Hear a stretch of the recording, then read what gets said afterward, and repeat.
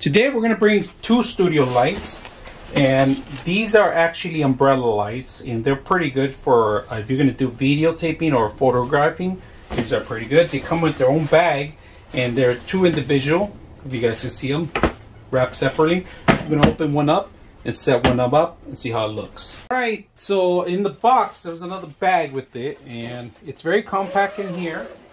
So if you're ever going to do a wedding shoot or anywhere, you could take one or two individually, separately.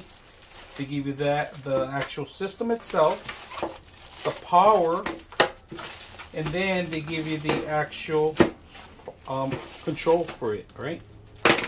So let's open one up. I want you to see the actual inside of the light first. I don't want to take it off because I'm going to put it on right now to use. And this is just the umbrella part. It's not even the stand. Alright, so it's one piece, but they give you two pieces with it. The bag plus then the actual bag. They give you a bag for this one too. So this is by itself. It's the umbrella, and what you do is you open it up on this one. It kind of doesn't inflate. You got to manually open it up. So the different lighting settings, the power adapter, and the different functions for the actual lumens, all right? I'm going to show you how it works, all right? So basically you got to press it down until it clicks, all right? When it clicks, there it is, and you release with a button, all right? So release it, push it back up, click in it, it grabs on. You can fix it up a little bit better if you go inside. I'll show you guys my old LED that I'm getting replaced, and this is the new one. The other one I had to put a filter on it, and it's very hard to control. There's a little knob. On this one, you could control it with the remote, or you can control it in the back of it. In the remote, I like this part of it. You can just turn it off anytime you want it on, off. I'm gonna have this on a different thing, on a different scale. Now, flicker, look at that, flickering.